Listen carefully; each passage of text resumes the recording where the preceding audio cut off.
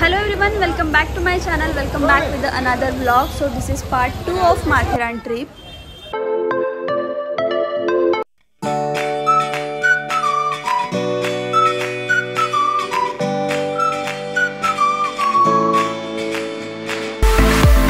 तर माथेरानच्या गेट वरून आता आम्ही मध्ये आलोय आणि इकडे चाइल्डसाठी 25 रुपीज आणि अडल्टसाठी 50 रुपीज असं तिकीट काढून मग तुम्हाला माथेरानमध्ये एंट्री मिळते. तर ही लाईन ई रिक्षासाठी आहे. तर इकडून पुढे जायला ऍक्च्युली 3 ऑप्शन्स आहेत. इकडे तुम्ही बघू शकता की खूप सारे घोडे आहेत. ई रिक्षा आहे आणि टॉय ट्रेन आता बंद आहे पावसामुळे. आता मी ई रिक्षाने जातोय.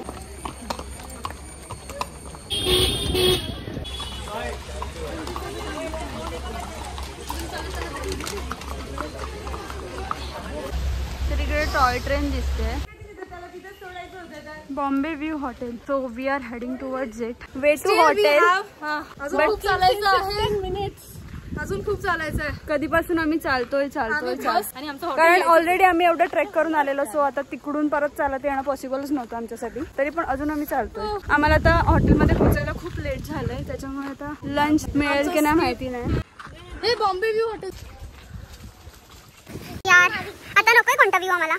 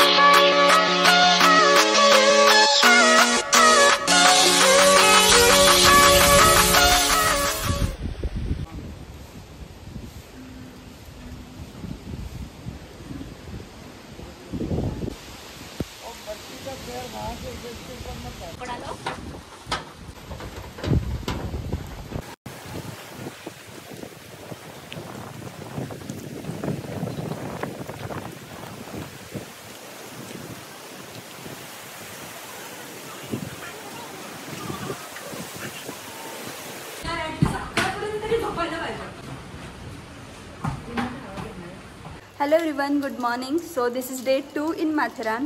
जसं तुम्ही काल बघितलं की आम्ही बॉम्बे व्ह्यू हॉटेलमध्ये चेक इन केलं. त्याच्यानंतर मग लगेच आल्यावर लंच केलं कारण ऑलरेडी खूप लेट झालेलं. पण लकीली आम्हाला लंच भेटलं आणि खूप अमेझिंग होतं. खूप साऱ्या व्हरायटीज होत्या प्लस स्वीट वगैरे सगळं. सो फूडचा एक्सपिरियन्स इकडे खूपच भारी आहे. संध्याकाळी मग आम्ही लगेच पूलमध्ये वगैरे गेलो. पूलमध्ये खूप एन्जॉय केलं. तर मग डिनर केलं.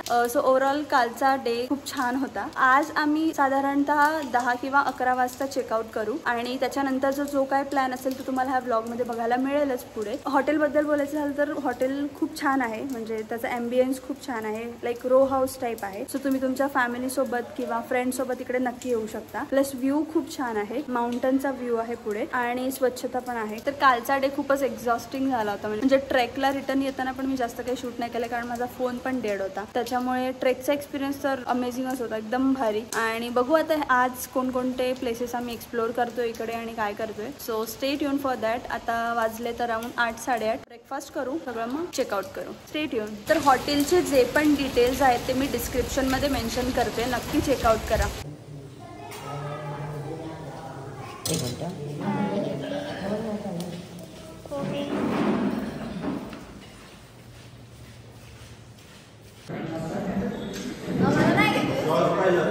Good morning.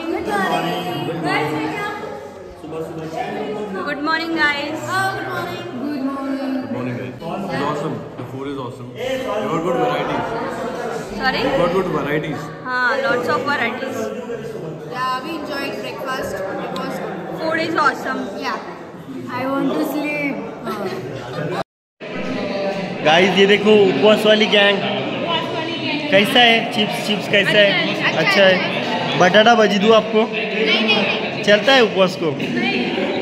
हे बघा हे उपवास आहे कसं हे बघा पोहे खाल्ले इडली खाल्ली देखो सैंडविच भी इधर देखो ये आकांक्षा ये देखो इधर खा के बैठा है और कुछ मिलता है क्या उसकी तलाश में बैठा है इधर।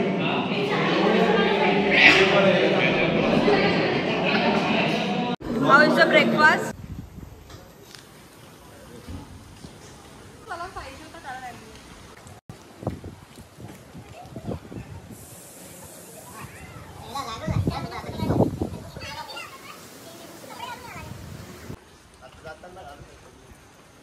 तर आता आम्ही थोडं हॉटेल एक्सप्लोर करतोय।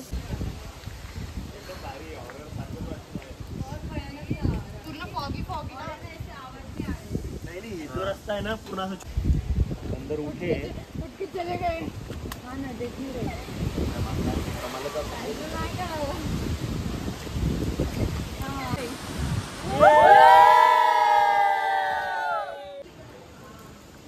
Look at the fog.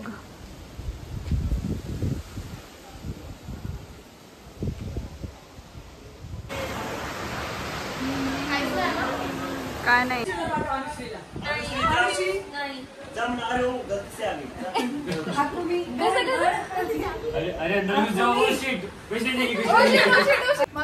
Girls are waiting for boys and we are ready. नहीं है.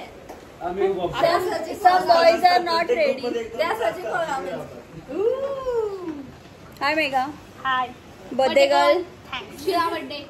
Photography going on.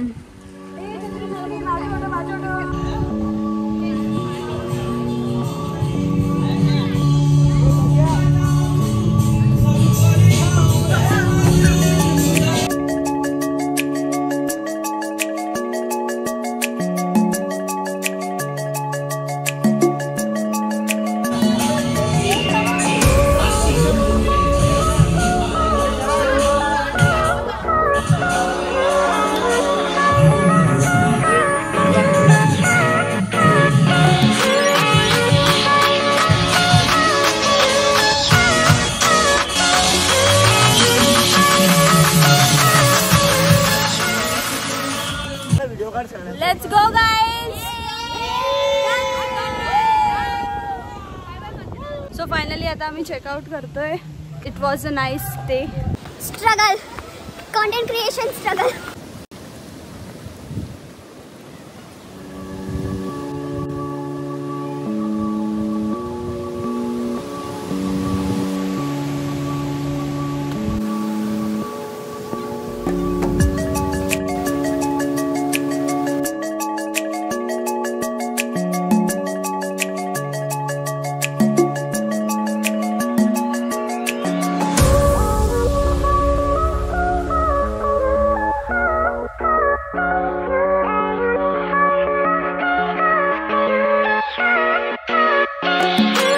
Good morning guys. तो फाइनली अभी हम निकल रहे हैं होटल से, hotel Bombay view. Everyone is excited to move. Then see you, bye bye।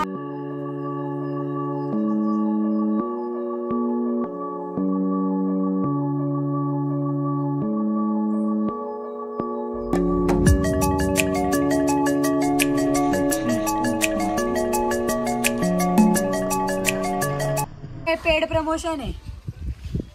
Paid promotion नाही आहे बट हा आमचं हॉटेल होतं बॉम्बे व्ह्यू माथेरान। अजून एक बॉम्बे हे कोणते गेलेले बॉम्बे हाऊस चुकून गेलेले काही लोक। तर बॉम्बे हाऊस म्हणून पण एक हॉटेल आहे माथेरानमध्ये। तर आमच्या टीम मधले काही लोक तिकडे गेलेले चुकून। सो हे बॉम्बे व्ह्यू आहे, छान आहे, मस्ट विजिट। हेच ही लोकच रस्ता चुकलेली हीच आहे ती. वी आर दॅट महान पीपल. जेवढ्या लोकांना विचारलं आम्ही त्यांना बॉम्बे व्ह्यू म्हणून सगळ्यांनी आम्हाला बॉम्बे हाऊसचा रस्ता सांगितला. Yes, Bombay house is different and Bombay view is different. So आम्ही जे स्टे केलेलं ते बॉम्बे व्ह्यू होतं.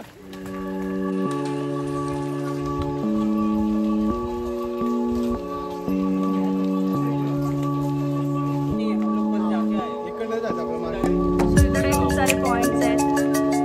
कोतवाड, बाजार,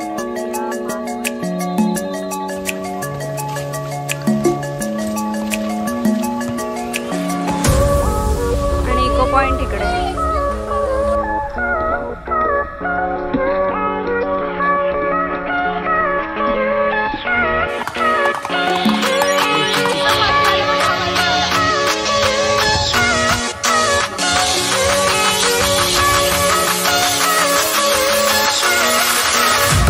तर मार्केटमध्ये एक शिवसंग्रहालय म्हणून एक म्युझियम आहे, तिकडे आम्ही आता आलोय. बघूया आता मध्ये काय आहे. आणि इकडे साईडलाच 2-3 पॉईंट्स आहेत, ते पण तुम्ही एक्सप्लोर करू शकता. थोडंसं चालत यावं लागतं मार्केटमधून आणि मग खूप सारे पॉईंट्स आहेत आणि तिकडेच हे शिवसंग्रहालय आहे.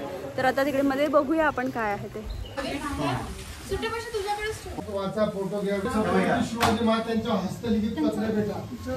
हे माप आहेत ना सगळे, ते सगळे तांब्याची केलेली.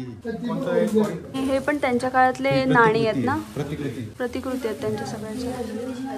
खंजीर जास्त करून आपल्याकडे मुसलमान सत्तेने आणलेले खंजीर जो प्रकार आपल्याकडे असतो तो डायगर तो हातात पकडतो बघा आपण, तो वाला खंजीर असतो. हे जास्त नाही मुसलमान पद्धतीचे. आता याच्यावर बघ हे जास्त करून मानाचे खंजीर, ज्यांना मान पण म्हणजे एखादं नवीन पद द्यायचं म्हणजे आपण आता नाही का आर्मीवाले जसं काय खांडा. हे खंजीर महाराष्ट्रातले आहेत ना. ही जी तलवार दिसते हा बाह्य वक्र आहे, म्हणजे याचा वक्र बाहेर जातो ह्यामध्ये. काही असतात अंतर्वक्री, हे सरळ, याला पट्टीसा तलवार बोलतात. आता याच्यामध्ये बघा मुठीचे वेगळे प्रकार आणि पात्याचे वेगळे प्रकार असतात. ही जी मुठ आहे बघा, ही याची कटोरी गोल आहे आणि याचा गज आखूड आहे, तर ही असते कर्नाटकी मुठ. आणि ज्याचा गज लांब असतो इथं नाही टोकदार, त्याचा असा भाल्याचा मागचा बाजू होता ना, तो जर असा लांब भाग असेल आणि कटोरी थोडीशी इकडे इकडे या बाजूला असेल तर ती असते मुल्लेरी मूठ. आता मुल्लेरी मूठ म्हणजे त्यावेळेस शिवाजी महाराजांच्या काळात आहे ना, नाशिक आणि बागलाण पट्टा आहे, सुरत आणि नाशिक महाराष्ट्राच्या बॉर्डरवरती. तिथं बागलाण पट्टा आहे, तिथे मुल्लेरे गाव आहे, तिथं कारखाना होता शिवाजी महाराजांच्या काळात, मूठ बनवायचा. मग पाताकडून यायचं. कुतुबशाही, इमादशाही, बिदरशाही, आदिलशाही या 5 पातशाही जेव्हा निर्माण झाल्या तेव्हा त्यांच्यामध्ये फक्त सह्याद्रीमध्ये शिवाजीराव त्यांच्या आपोजमध्ये उभे राहिले. हे सगळे पाते ना आताचं जे डॅनिश, ज्याला दमास्कस ब्लेड म्हणजे सँडविच ब्लेड म्हणून त्यांचं यायचं, शिवाजी महाराज तेव्हा एक्सपोर्ट करायचे तिथून. तसं ते डॅनिश डेन्मार्क वगैरे म्हणतो. 2-3 प्रकारचे मेटल एकत्र करून आपण ॲलॉय म्हणतो. ॲलॉय म्हणजे ते पूर्ण मोल्ड करून एकत्र करतो. ते पूर्ण एकत्र न करता त्याची लेअर पडतात, त्याला सँडविच ब्लेड बोलतात. आणि त्याचे प्रॉपर्टी चांगले असतात म्हणजे नॉर्मल प्लेन ब्लेड पेक्षा. म्हणजे तेव्हा इम्पोर्ट करायचं. वार असा मारतो म्हणजे पुढे मारून मागे खेचतो. हा जो गज आहे ना, समजा दोन्ही बाजूने शत्रू आहे, पुढे मारलं पटकन मागे मारलं, हा गज त्या कामाचा आहे. ते सगळे म्हणजे मराठा तलवारीचे सगळे हे गज आहेत. ही पट्टीसा तलवार म्हणजेच आपली धोप, मराठा धोप म्हणून ओळखली जाते. ही कत्ती आहे, हिला थोडासा बाह्य वक्र आणि नंतर अंतर्वक्र. ही शोषण पट्टा म्हणतात. याचा हा कर्व जास्त असेल ना अजून एकदम झिगझॅग, त्याला नागिन बोलतात, नागिन तलवार. हा आहे खांडा, सेम हिच्यासारखंच फक्त थोडंसं आकडं पातळ आणि ब्रॉड. आता खांडेकर आडनाव ऐकलेलं आहे. खांडेकर म्हणजे त्यांना ज्यांना खांड्याचा मान होता. आता खांड्याचे मान असले इतिहासातले 3-4 लोक आपल्याला माहिती. हंबीरमोहित त्यांना खांड्याचा मान होता. परत जेजुरीचा खंडोबा होता ना, खंडोबा नाव पण त्या खांड्यामुळेच पडले, त्यांना खांड्याचा मान होता. मग ते खांडेकरी, खांड्याचा मान असलेले खांडेकरी.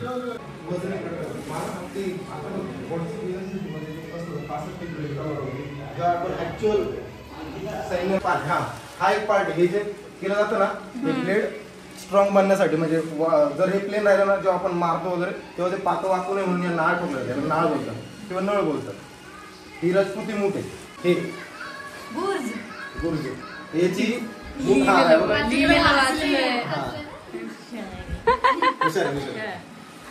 याला ती झोपेची सरळ झोप जी आपण पाहिली ना त्याची मूठ आहे. नंतर हा रॉड आहे, कधी कधी याला पातं पण असतं. आणि हा 3 शस्त्रांचं एकत्रीकरण आहे. ही तलवारीची मूठ आली. नंतर ही जी आपण एक पाकळी पाहिली ना, ही कधी कधी कुऱ्हाडी सारखी पण असते. आणि वरती वेट वाढलं त्याच्यामुळे ही गदेचं पण काम करते. हे कशासाठी वापरायचे, जेव्हा आपण हत्तीवरून किंवा घोड्यावरून लढाई करतो समोरचे जेव्हा पूर्ण चिलखत वगैरे घालून आणले ते चिलखत फोडण्यासाठी हे वापरायचे. शिवाजी महाराजांचा स्वतःचा एक गुर्जा होता, त्याचं नाव होतं शंभू प्रसाद, त्याची नोंद भेटते. ही ढाल आहे आणि हे ऍक्च्युअल ओरिजिनल साम्राज्य शिंग आहे, त्याचं शस्त्र बनवलं जातं. रॉड असतो खूप उंच असतो. हा जो असतो ना, हा जास्त करून हत्तीवरून वापरायचे. बाकी हा सैन्याकडे राहायचा. हे भाल्याचा मागचा पार्ट आहे. पात्याचा असतो.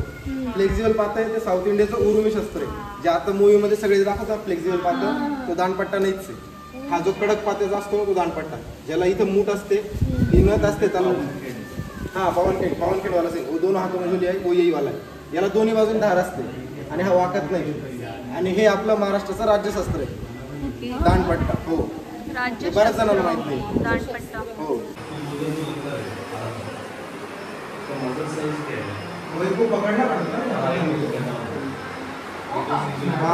कारण की ते जर हल्लं त्याचं वजन जास्त झालं, एवढी साईज वाढली म्हणजे वजन जास्त झालं. सांगितलं ज्या मुख्य बनायच्या म्हणजे जेव्हा मुघल आक्रमण करता तेव्हा त्यांच्या तलवारींचं मॉडिफिकेशन आपण घेतलं. शिवाजी महाराज स्वतःची तलवार बनवली, स्वतःचे घोडे तयार केले, स्वतःचं राज्य पण तयार केलंच त्यांनी. आणि मग आपण विचार करतो तेव्हा राजा असे होते, राजे म्हणजे प्रजा घाबरायची. पण याच्या उलट जेव्हा शिवाजी महाराजांचा राज्याभिषेक झाला तेव्हा स्वतः प्रजा रायगडावरती होती. म्हणजे आता विचार केला आपण अंबांच्या घरात सुद्धा जाऊ शकला आपण नॉर्मल कॉमन मॅन, पण सगळी प्रजा रायगडावरती होती. सोन्याचे नाणे त्यांच्यावरती तुळवले. याला कारण होतं कारण की शिवाजी महाराजांनी रयतेला लुटून स्वराज्य नव्हतं निर्माण केलं. मग स्वराज्यामध्ये जो लागणार होता पैसा कुठून आणला? हे मुघल आक्रमणकर्त्यांकडून. त्याचबरोबर जेव्हा जावळीचे मोर होते त्यांना जेव्हा शिवाजी महाराज जिंकलं त्याच्यानंतर कोकणची पूर्ण किनारपट्टी शिवाजी महाराज अंडर आली. एक्सपोर्ट इम्पोर्टचा बिझनेस महाराष्ट्रात झाला. तेव्हा नोंद आहे विरांगीला लागणार भात हा कोकणातून एक्सपोर्ट करायचे शिवाजी महाराज. तिथून ते सगळा पैसा उभा करायचा. त्याचबरोबर म्हणजे आता या तलवारी आपण पाहणार म्हणजे त्यावेळेस शास्त्र तलवारच, मानाची गोष्ट पण तलवारच. सगळ्या जागा होतं शिवाजी महाराज त्यांच्या सैन्याचं तलवार होतं. तर मग तलवारीला धार नावाचा लगड यायचा राजस्थानमधून. आता पण आपण जे मार्बल वगैरे त्या साईडला दगडाचं जास्त स्टोरेज आहे. तर म्हणजे आपलं काय वाटतं राजस्थानवरून आलं की तलवारीसाठी जे पाता यायचं ना, जो आता आपण डेन्मार्क म्हणून ओळखतो त्यावेळेचा डॅनिश दमास्कस ब्लेड तिथून सगळे जेवढे पण मराठा धोपे ना तेवढे सगळे ब्लेड तिथून इम्पोर्ट व्हायचे आपण शिवाजी महाराजांच्या काळात. त्यांची बनवण्याची पद्धत वगैरे वेगळी असं म्हणजे ते सगळ्या गोष्टी अशा होत्या. शिवाजी महाराज जेवढं ओळखतो ना ते आपण ते बऱ्यापैकी चुकीचं आहे. म्हणजे असे होते शिवाजी महाराज प्रजेला लुटून न राज्य निर्माण न करता स्वतः त्यांनी पैसा उभा केला आणि मग राज्य उभं केलं, रयतेसाठी उभं केलं. असं सगळं.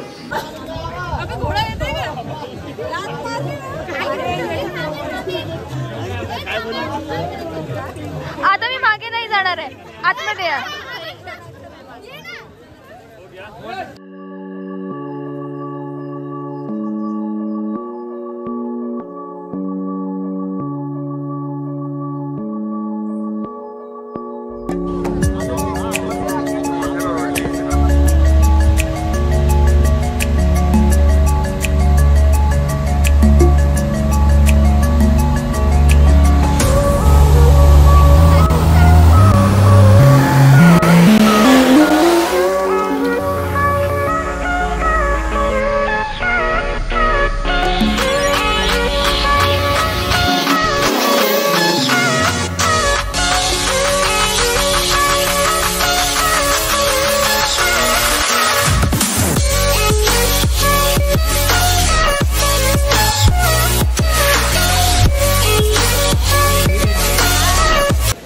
आता रिटर्न येताना पण आम्ही अमन लॉजपर्यंत चालत आलो आहे आणि आता इकडून कॅब करून मग नेरळ स्टेशनपर्यंत जाणार आहोत. So this was the update. तर फायनली आता आम्ही नेरळ स्टेशनला पोहोचलो आहोत आणि आता इकडून ठाणे स्टेशनसाठी ट्रेन पकडणार आणि मग घरी जाणार आहोत. So that's it for today's vlog. I hope तुम्हाला हा आजचा व्लॉग आवडला असेल तर नक्की लाईक शेअर आणि सबस्क्राईब करायला विसरू नका. भेटूया आपण नवीन व्हिडिओमध्ये. तोपर्यंत बाय.